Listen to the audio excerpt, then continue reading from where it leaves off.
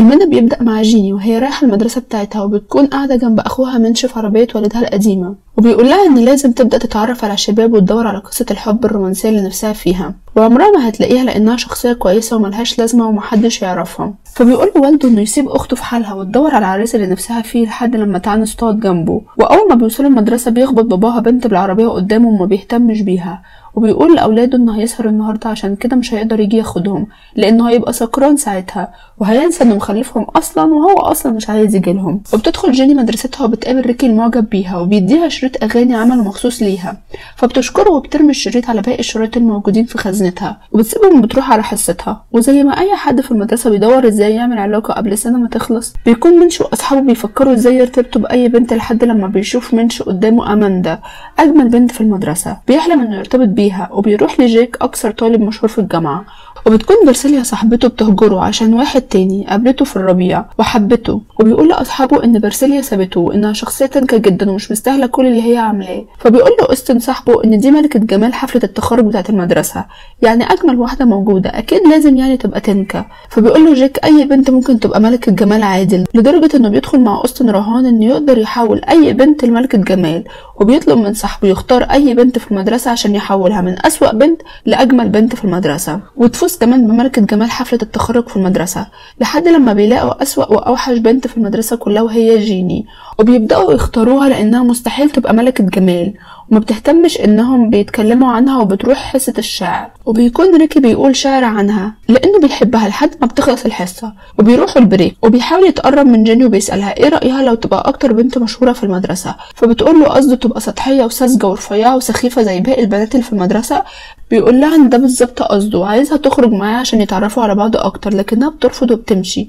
وبيروح جاك للتدريب بتاعه وبيفضل قاعد على الاحتياطي وبيتخيل نفسه انه يساعد في فريقه بالبطولة، وبيروح للمدرب بتاعه بيسأله لو هينزل يلعب ولا لا، فبيقول المدرب انه كويس بانه لسه في الفريق وما طردهوش بعد ما كان سبب في خسارة الفريق، وانه عمره ما هيلعب تاني، وبيمسكه وبيضربه وبيرميه على الارض. وبعدها بيروح جاك البيت وبيلاقي ان والده بيعلق له يافطة الجامعة اللي بيتمنى انه يدخلها، فبيقول له جاك انه مش ناوي يدخل الجامعة دي اصلا، وبيقترح عليه والده انه يجرب الجامعة دي 4 سنين بس لحد لما يتخرج منها، ولو ما عجبتهوش ممكن يغيرها ويجي يشتغل معاه وخلاص.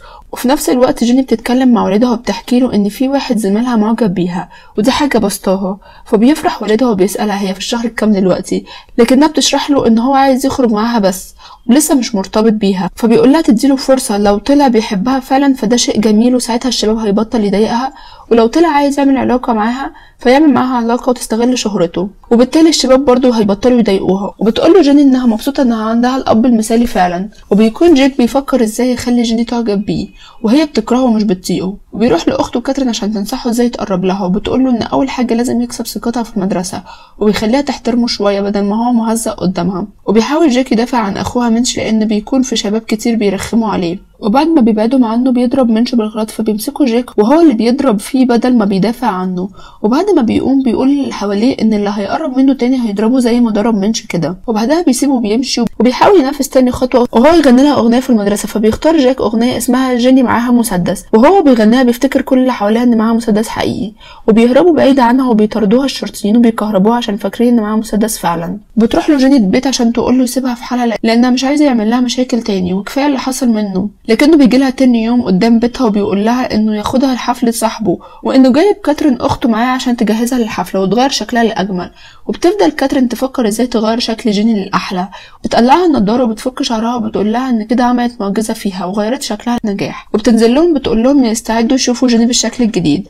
وبتنزل جيني قدامهم بشكلها الجديد بفستان الاحمر وبينبهروا بجمالها، لكن اثناء نزولها من على السلم بيتكسر وبتقع من على السلم لحد البدروم وكل حاجه بتقع عليها. فبيقول لها والدها هنا تبطل لعب وتطلع من عندها عشان ما تتاخرش على الحفله. وبيكون منش اخوها كمان ناوي يروح الحفله وبيخرج لاصحابه اللي مستنيينه قدام البيت عشان يسافروا ويروحوا الحفله اللي مكانها بعيد، وبيتحركوا بالعربيه لكنهم هيوصلوا مكان الحفله خلال 5 ثواني لان الحفله على بعد 200 بس من البيت وما كانتش محتاجه عربيه اصلا. وبتبدا الحفله وبيكون فيها كل المدرسه بتاعه جيني جيني وبيستغربوا من شكلها اول ما بيشوفوها لان شكلها بقى احلى بكتير.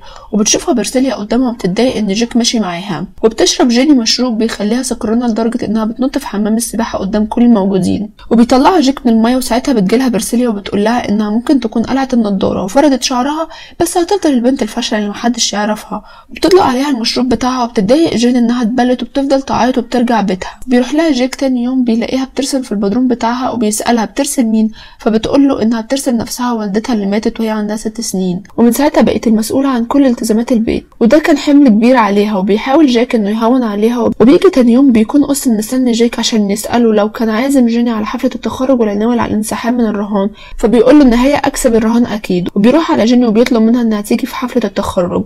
بتوافق جيني فورا وبدون تفكير. وبيروح جيك عشان يحضر الماتش بتاعه واللي بيكون دايما قاعد على الاحتياطي لان المدرب مش طايقه ومش ناوي يخليه يلعب ابدا. وبيتعرض واحد من الفريق لخبطه جامده وبيدخل في غيبوبه، ومع ذلك الكابتن بيرفض انه يخرج من الماتش وبيخلي 2 من زمايله يسندوه كانه بيلعب معاهم لانه لو طلع من الماتش هيضطر المدرب انه ينزل جيك، بس ما بيكونش قدامه طريقه غير انه ينزل جيك يلعب مع الفريق. وبتكون جيني في الجماهير بتشجعه بس جيك بيسدد اسوأ رميه بالكوره وبيطلعها بره الملعب وبينتهي الماتش بخساره فريق جيك بسببه برضه. وبيكون اوستن صاحبه اكتر واحد متعصب منه لانه خلى فريقه يخسر وبيقول له انه هيندمه على اللي عمله وبيعمل نفسه كانه بيهمس بحاجه لجيني. فبيعترف جيك لجيني بالرهان اللي اتفق عليه انه هو يحولها ملكه جمال في حفله التخرج وما كانش عارف انه يعجب بيها في الحقيقه. وبيتمنى لو يرجع بالزمن عشان ما يعملش الرهان السخيف ده مع اوستن.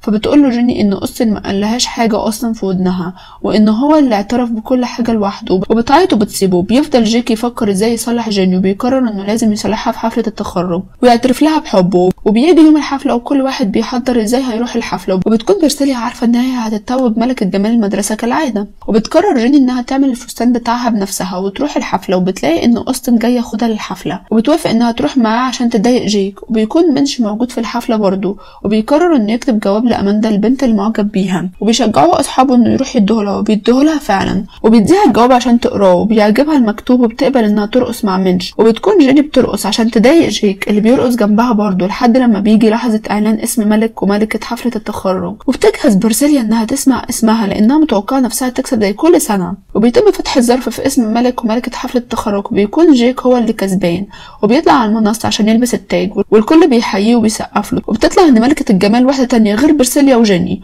وهما الاتنين بيتحرجوا لانهم كانوا متوقعين انهم يكسبوا. وبيكون اوستن واقف جنب جيني وبيعرض عليها انهم يروحوا سوا اوضه الفندق اللي هو حجزها ليهم. وساعتها بيدور جيك على جيني لكن بيلاقيها اختفت. بيفهم انها راحت وكان واقف جنبها دايما قبل ما شكلها يتغير ولازم تحبه هو. فبيشرح له جيك انه اتعلم من اخطائه وان جيني انسانه طيبه وتستاهل انه يحبها وانه يعترف لها برضه ويتاسف لها ساعتها وهتسامحه. وبيبقوا سوا. فبيقول لريكي ان عنده حق لكن اللي هيقابلها الاول فيهم هو اللي هيصارحها بحبه الاول. وبيجروا هما الاتنين في السباق على مين هيوصل الفندق اللي فيه جيني الاول. وبيعدي جيك الطريق بكل سهوله وبيجي ريكي يعدي بيلاقي كل العربيات عايزه تخبطه. واول ما بيعدي الطريق بتخبطه عجله. وبيكون جيك ساعتها وصل الفندق وبيسمع صوت واحده مع اوستن صاحبه في الاوضه فبيفتكر ان هي جين. وبيدخل الاوضه لكن بيلاقيها برسيليا. فبيضرب اوستن لانه استغل جيني وعرض عليها انها تيجي معاه الفندق. وبيضرب برسيليا لانها جرحت مشاعر جيني اكتر. وبعدها بيجري على بيت جيني فبيلاقي والدها سكران قدامه وفاكر نفسه في الحرب. وبينزل معاه تحت الترابيزه وبيساله عن مكان جيني وبيقول له والده انها راحت ناحيه المطار عشان تسافر باريس زي ما كانت بتتمنى بعد التخرج. وبيكون ريكي هو كمان رايح للمطار ده لكن الاتوبيس اللي رايح المطار بدل ما يقف له بيدوس عليه. وبيجري جيك على المطار عشان يلحقه ويعترف لها بحبه لكن بيلاقي طابور ركاب طويل قدام بوابه الدخول الخاصه بالطياره. فبيقف ويستأذن كل الموجودين انهم يعدوه عشان يلحق البنت اللي هو بيحبها لان لو سافرت هتضيع من ايده. فبيسمحوا له انه يعدي من البوابه ويلحق البنت اللي بيحبها. وبيجي وراه ريكي وهو مخبوط ومتدمر وبيقف قدام الناس عشان يستأذنهم انهم يعدوه كمان عشان يلحق نفس البنت اللي بيحبها. فبيقولوا له انهم سمعوا الكلام ده قبل كده ولازم يقف في الطابور زيهم. وبيقرب جيك عند البوابه اللي هتدخل منها وبتطلع الطياره وبينادي عليها لكنها ما بتسمعهمش. فبياخد كوره من عيل صغير جنبه وبيرميها على جيني عشان تبص له فبتيجي في راسها وبتوقعها على الارض. تقريبا دي اول تسديده صح ليه. وبيجري ناحيتها وبيقول لها انه مش هيسمح لها تركب الطياره وانه عمل الرهان ده مع اوستن قبل ما يتعرف عليها ايام ما كان شخص سخيف سطحي زي باقي الموجودين وان مؤمن بيها وموهبها في الرسم وانه هيشجعها في اي حاجه هي تحبها لانه بيحبها. فبتقول له ان هي كمان بتحبه وبيسقف لهم كل في المطار. لو الفيلم عجبكم ما تنسوش تعملوا لايك وسبسكرايب للقناه عشان تشوفوا كل الافلام الجديده. اشوفكم الفيلم الجاي.